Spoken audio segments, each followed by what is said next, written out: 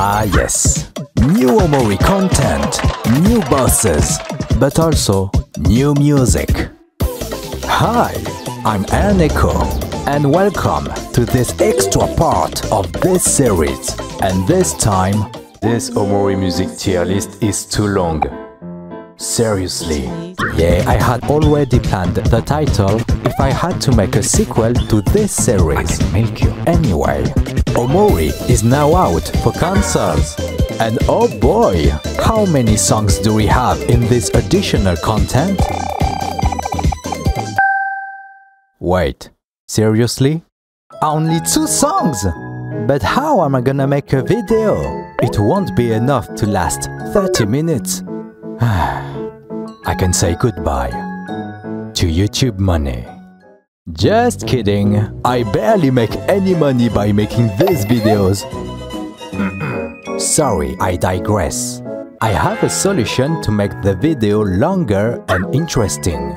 I asked in the community tab, what should I review for the next video? And some advised me to review the OMORI Demo OST from the Kickstarter demo, also known as the OMORI Lost OST. What's hidden in OMORI's new and old music? The answers in this extra part of this OMORI music tier list. So without further ado, here we go! bossfriends.org. What? We don't have the official name yet. The first thing I noticed was this battle background from your first fight in OMORI with the song Push and Shove. So, does that mean there are elements of push and shove in this new music? Indeed, there are 2 of them. First, there is the falling chromatic that we hear at this moment, used as melody and rhythm. If we compare the 2, in addition to the falling chromatic, there is this weird sine wave going down in parallel with the melody. And secondly, the beat.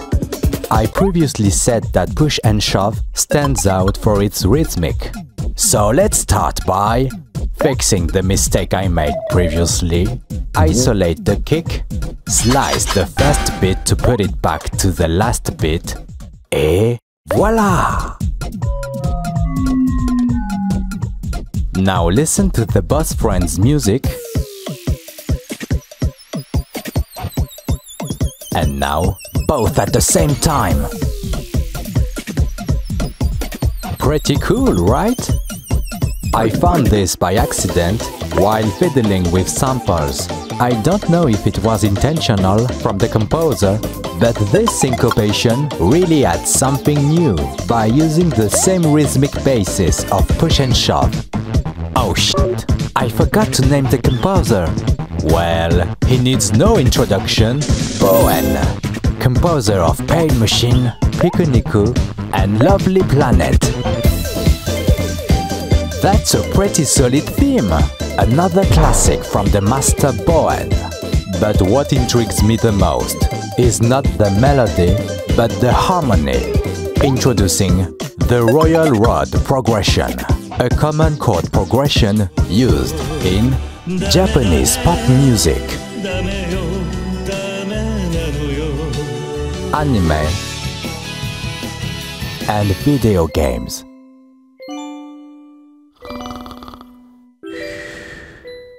Oops, sorry. Now let's go back to the Boss Friend theme. Apart from a few details, it is the Royal Road progression, and the resolution may sound familiar, because it is similar to Piranha Plant's Lullaby from Mario 64. Whew, I need a break. I know, it's a lot to take, but the real fun begins. I know what you want me to talk about. Leitmotif. In composition, we transpose characters or places into instruments or leitmotif. Yeah, leitmotif with the V is also valid. At the same time accessible for non-musicians and profound psychologically, it is the best way to illustrate OMORI. starting with Splintered Sweets in the Castle, followed by Tussle Among Trees, and finally, My Time. Specifically, it is closer to the Pale Machine version, which is in A minor, the relative key of C major, the key of this song. Here we have the chord progression of the final part. Now, if we compare it with My Time, it uses the same chords, but with the shift. We find these chords in the album Pale Machine. These harmonic variants are similar to the Circle of Fifths, but it's more like a circle of diminished fourths. I would like to explain it, but I'm afraid of being boring. So pretend this is right. Anyway, after this analysis, I have one question in mind. What is the purpose of these leitmotifs in the boss friend theme? Well, brace yourself, because here's my theory. 3 songs, 3 characters, 3 emotions. By removing Push and Shove and the main theme from the batch, we have the 3 songs composed by Bowen from the OMORI soundtrack. On the other side, we have OMORI's friends, who each represent an emotion. The emotion chart given to you at the start of the game could be how each one coped with Mari's death.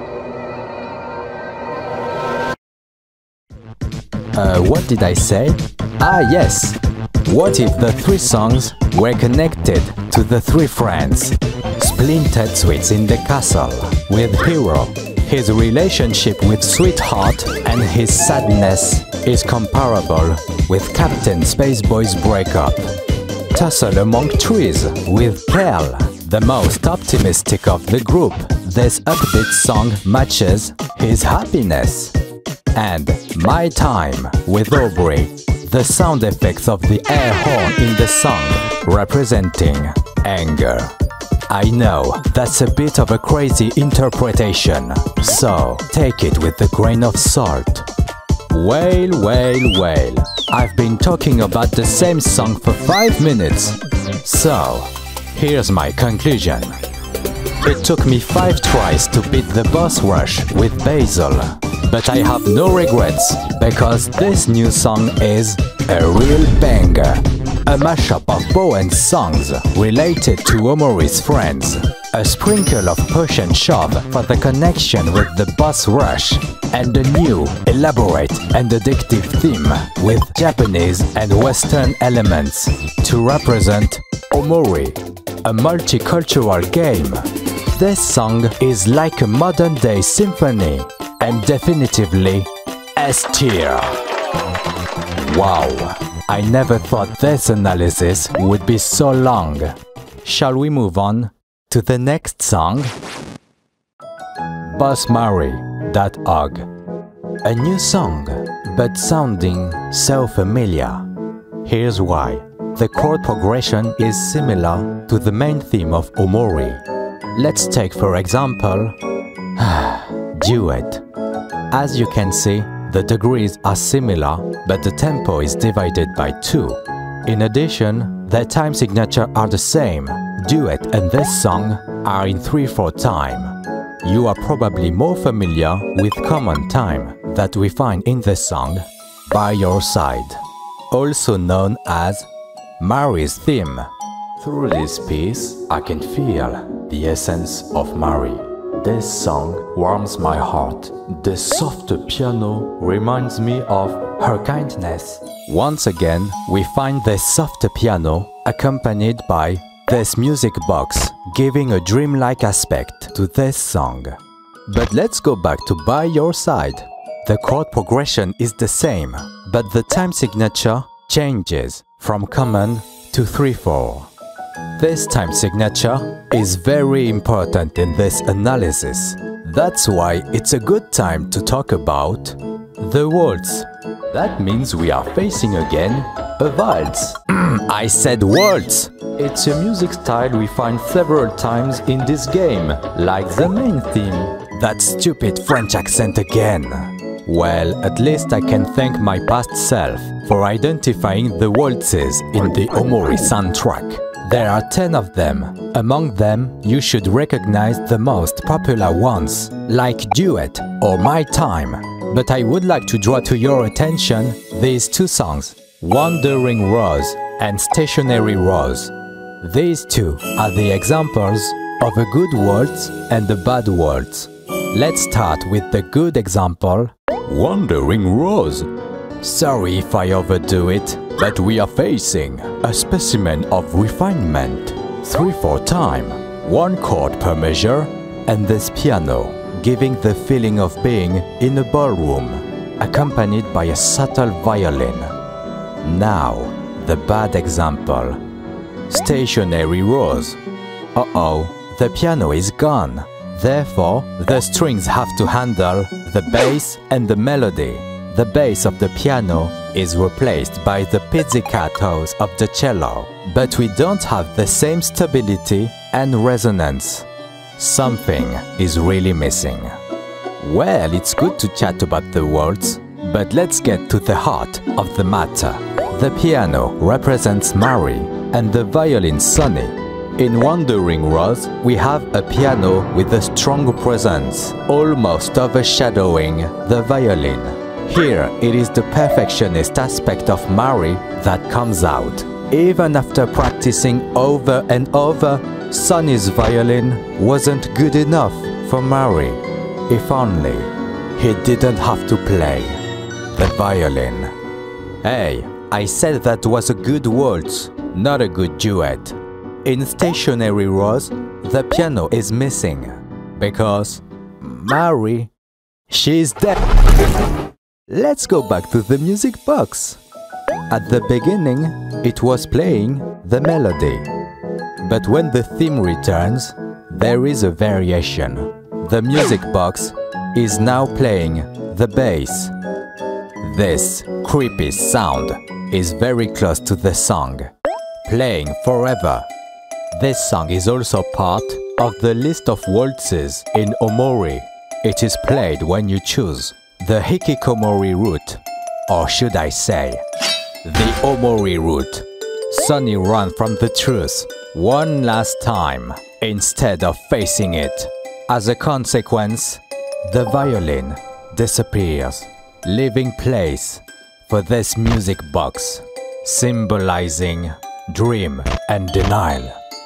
Wait a second, Bowen, the waltz, and this music box, all this leads to this song, My Time. Yep, this song again. There is something I wanted, even in the previous video. So, here's my question. Did My Time by Bowen influence Omori? Let's start with the fun part. The air horn sound effects in Omori to represent anger is also found in My Time and the boss friend theme. Then, the waltz, a form of classical dance music based on the 3/4 time signature, like the Boss Mary theme or My Time. Originally, the song is about insomnia and trying to fucking sleep.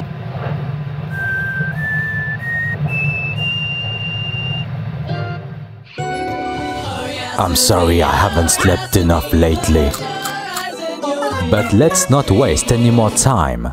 Finally, the music box that we hear now can symbolize escapism or just sleeping. Playing both melody and bass, like in the songs Playing Forever and the Boss Mary theme. Again, this doesn't prove that My Time influenced Omori. Maybe it's just because it was Bowen who composed these songs. Oops, I think I got lost again. Fortunately, My Time and the Boss Mary theme have another connection, harmonic sequence.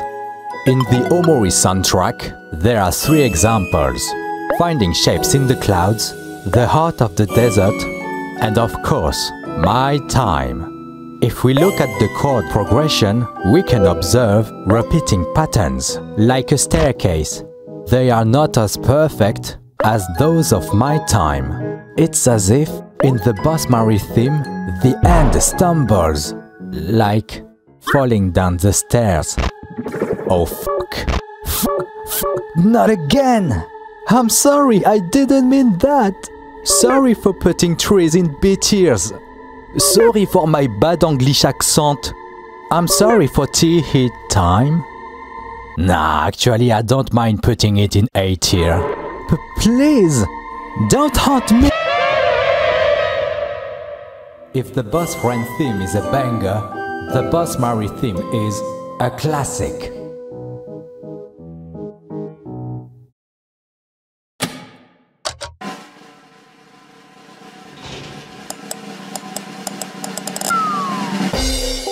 Happy first anniversary to Fellow Phobia, the song that introduced most of you to my YouTube channel. I'm told that the song has reached a new mark. How many views? What the fuck? Wow, 1 million views in 1 year. That's something. However, I can't just sit back and rest on my laurels now. I want to understand how we got here. After taking a step back, I realized that I'm just a lucky guy. The song was recommended at the time Porter Robinson started his concert tour and when Omori was gaining popularity. So, in a nutshell, I just mixed several things that went well together and it became a banger. For once, the YouTube algorithm was on my side. This won't happen again anytime soon. But that's fine. Even when I got 10,000 views, I was very grateful. It was at that time I thought of making my Omori music tier list. Et voila! 1 year later with this extra part. A little reminder that I'm not a YouTuber, just a guy very passionate about music stuff. I don't mind if there aren't that many views because I know that my content is kinda niche and I don't want to follow the trend just to be popular. I want, above all, to create something meaningful. What? Am I too boring? Yeah, I'm sure half the viewers are gone by now because I end speaking about the new songs. I didn't expect to take so much time in this first part.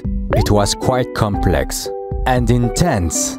So the second part will be shorter and more relaxing.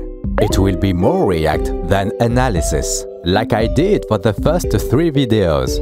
Before tackling the Omori Lost OST, I would like to do a short retrospective of the Omori music tier list. It took me 2 months to make the first 3 videos. It was exhausting. This frenetic pace left some mistakes in editing, writing, and pronunciation. But I really loved making this video series. It helped me to improve my editing style, my analysis, and of course, my English. I'm very glad there's new Omori music, so I can make this last video. That's right, this is probably my last video on Omori. Unless there is something new to talk about, like in this video. Omori remains my favorite game. That's why I want every video on it to be special. I really love this video series. It's not perfect, but it's fun and entertaining. Now let's enjoy this last Omori video to talk about the Omori Lost OST. I chose 3 songs that have their characteristic in order to hear the contrast with the original soundtrack. Still in mode relax. Let's start with Remember Me, a time capsule from 2014. I'm really glad the game came out in 2020 because the sound direction of Omori was very different at the time. If we listen to the old version of the original soundtrack,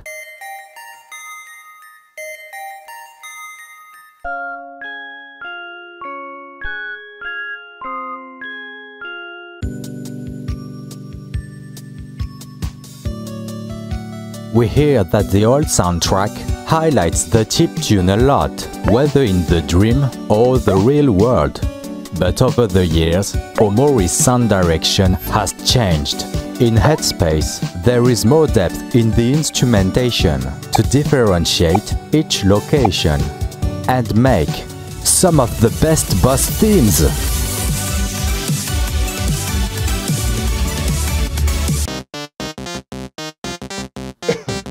In Faraway Town, you can hear chiptune in arcade machines, pet rocks, and the jukebox, relics of the retro era. The community wondered what year could Omori have taken place. After searches based on the calendar, like the decade where Hero became the boss of the last resort, the dates on the photos in Basil's album, and things that marked this generation, such as the Game Boy, comics, the treehouse, etc. We can estimate that Omori takes place first in 1996, when something happened, and the present story takes place in the year 2000. By playing on different decades, the game plays on nostalgia. This feeling is even stronger after the trauma that Sunny and his friends lived through. According to Omocat, Omori is the game she wished she had when she was a teen. Maybe a link to past trauma. Hold on, I feel like I forgot something. Shit. Forgetting a song called Remember Me is kinda ironic. In comparison with the other songs of 2014, Remember Me is different. This song is lovely. Listen to this melody. This melodic phrase in the high notes can be divided into two parts. The slow part, that sounds like trees, and the fast part, that sounds like By Your Side. It is possible that Remember Me inspired these different themes, but 2 or 3 notes are not enough to call this a melody or a leitmotif. Harmonic side, they are interesting things, like those diminished B chords that sound a bit like a D minor chord. Unfortunately, I don't have enough time, because we arrived to White Space. Normally, the White Space theme is only played in the dream world, except for Phobia's Nightmares, where Sunny is between dream and reality. This particular case led me to the different stages of sleep. Normally, you dream during REM sleep, REM for rapid eye movement. But it is possible to have dreams during light sleep. However, these dreams are not as consistent as REM sleep, which would explain the case of phobias. Light sleep serves as a transition to dream. This brings me to another case of transition when Sunny becomes Omori while entering White Space. At the start of the game... Ah! What the f*** is that noise? Oh, that was just the White Space theme. With this bad chiptune. If there is one thing that's been preserved from the 2014 soundtrack, it's this song. I said in my first video that White Space was pretty meta. It starts with this chiptune, reminiscent of old RPGs. But as the game progresses, the chiptune becomes a piano, reminiscent of Mari's. As you get closer to the truth, by the way, it has the same key as the old version of White Space. And finally, without much difference, White Space, track 122, is more precise and determined, while the 96 version is more hesitant with slowdowns. Yes, I can hear you from here! Where are you going again, Airneko? First you talk about chiptune, then REM sleep, and now the White Space theme? What is the connection with Remember Me? I really need a break.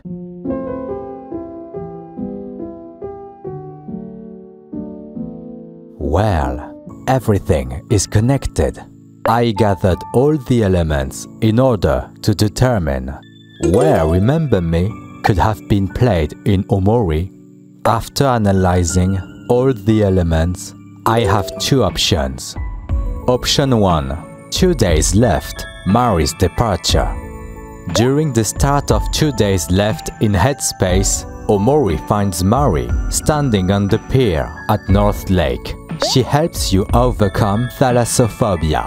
But there's still one big thing you're afraid of, isn't there? Something a little bit harder to overcome. Omori seems to have forgotten an important thing, hence the relevance of the song, Remember Me. At the end, Mari bids Omori farewell as she departs through the sky. I always had the impression this scene lacked a good music to accompany it. It's really an important moment of the game when Mari's spirit tries to reach Sunny and tells him, "Goodbye, little brother." Option 2. Moving Day. Mari's spirit plays the piano. After the confrontation between Sunny and Basil, Sunny has a vision where he stands in his neighborhood. He finds Mari inside the house, playing the piano. After Sunny discovers the truth, he finally decides to face his guilt over Mari's death and move on from the past. Mari's spirit encourages him one last time. "I'll always be watching over you, okay? As long as you remember me, I'll be here." It would have been perfect to place this song here, but the song playing at this moment is Do You Remember? Song titles in Omori are not chosen by accident. These two options are plausible. The situation at the beginning of the dream, close to the transition between dream and reality, and the piano found in white space and Remember Me give us the progress of Sunny's mental state. Yep, more far-fetched theories, questions that will never be answered. Let's go to the conclusion. Remember Me clearly had its place in the Omori soundtrack. This song has its originality in its melody and harmony, but it is possible that it served as inspiration for other songs like Trees or By Your Side, and consequently has no place as an original song. I'm still very glad to have found it in the Omori Lost OST, because it is a solid A tier. Oh yeah, the second part will be shorter and more relaxing, you said? Bullshit! What is wrong with me? Next song. INKO's theme. Okay, for real, I won't spend a lot of time on this one. Because I didn't find enough elements, this video is too long and this song is uncomfortable. Yes, I know some people love these creepy songs, but I don't listen to Black Space on a daily basis. Let's get to the heart of the matter. Who is INKO? This is the only illustration to represent her. A girl wearing two bows, similar to Aubrey, a nightie with the circle in the center, and a kitsune mask, referring to a fox spirit. This single illustration of INKO doesn't give me enough information about her, so I will now focus on Omori. In this illustration, we are facing an older version of Omori than in the game. This version is also known as Omori Boy. Appearing for the first time in 2011, Omori Boy is more mature, depicted as a depressed hikikomori, playing old games all day and watching hot babes on the internet. Omori Boy seems to be close to INKO, but there is another illustration showing another girl, Tako, one of the beta characters. They briefly appear in the 2014 trailer. We call them beta characters, but in the end, they are still in the game, on 1 day left in Black Space.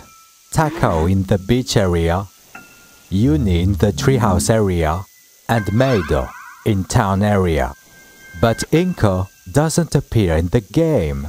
Let's get back to her song. Nothing interesting in the melodic line or the chord... oh shit. The chord progression. But the most interesting thing is its structure. It is very likely that this music is used in black space by its aesthetic. Welcome Again features a distorted version of white space. Calm features an aesthetic close to Humanity's songs. And Nawa features a nostalgic quarter-tone song. Let's ignore August Water. About INKO theme, the more we advance in the music, the more the music get corrupted. I have a short question. Is there a link between beta characters and INKO theme? The elements are meager, but here's what I found. In 38 seconds, you can hear the sound of the waves, which could represent Takao. The overall aesthetic of the song, with that white noise, sound of forest wind, and summer locusts, could represent Uni. And in 1 minute 11 seconds, the sound of a train, representing Meido. I doubt there is a train in town area or in faraway town. The only place where there is one is in the vast forest. But it is possible that there is a train in faraway town. Otherwise, how could Basil have gone to the hospital to visit his grandmother? Anyway, Omori had the brilliant idea of black space. Taking inspiration from a game like Humanity was a risk, but it managed to create a strong contrast between the colorful world of Headspace and the dark world of black space. I interpret this song as distant memories of Sunny, distorted with time. A short theory. What if Omori Boy would be Sunny after choosing the Hikikomori route? Beta characters might matter after Sunny moved out without seeing his friends again, because these characters would be the materialization of past memories, times when he was happy, and consequently will become his new friends. Takao would be the consequence of watching too many hot babes, and INKO would be a distorted version of Omori. After several dream resets, Omori ages until he becomes Omori Boy and forgets his true childhood friends. Okay, that was kinda creepy. Short conclusion. Black space songs are excellent for depicting oblivion, anguish, and corruption. But I wouldn't put these songs on my Spotify playlist. I don't know if INKO's theme is related to beta characters or the continuation of the Omori route. But what's for sure, this song would have its place in a future Omori-related project. Be it here for Black Space. It was pretty tense. Should we finish the video? We are coming to the end. I take this opportunity to make an analysis that is less musical and more meta. What is the purpose of Omori? Don't believe that I have the right answer to this question. I'm just a musician. My video has more theories and questions than confirmations and answers. But after making this video, I realized that it is important to ask yourself the right questions. This answer will be my personal opinion. Feel free to form your own. Alright, let's resume. Omori is about choosing a path between trauma recovery and escapism. If Omocat wished she had a game like Omori when she was a teen, and if the game takes place between the 90s and 2000s, it could be related to her childhood trauma. In life, there are accidents that cannot be avoided. especially when you're a kid and you don't know anything about the world. There is this great video by Clark Ellison on Sonny's diagnostic and his trauma recovery. Yes, I know, I already mentioned it in my previous video, but this is important for the conclusion of the video. Omori's primary choice is to overcome trauma. By overcoming adversity, we live with more determination, revealing who we are. But Omori leaves another choice, running away from trauma instead of facing it and taking refuge in white space to repress the truth. White space is emptiness, a home without warmth, a place to survive, but not to live. I feel like many people have created their own white space after playing Omori. That's why I would like to do some prevention for those who have played. And for that, I would like to say my statement. Omori has a great quality and a great flaw. It's a beautiful crafted game, but it's not for everyone. I'm not trying to gatekeeping, but we forget that it's a psychological horror game. Some must have been coaxed by its cute and colorful appearance and consequently experienced Omori as a trauma. Is it possible to cause trauma with a game that prevents from trauma? Omori is like an ambulance. It can save lives, but also create accidents. It's a bit paradoxical.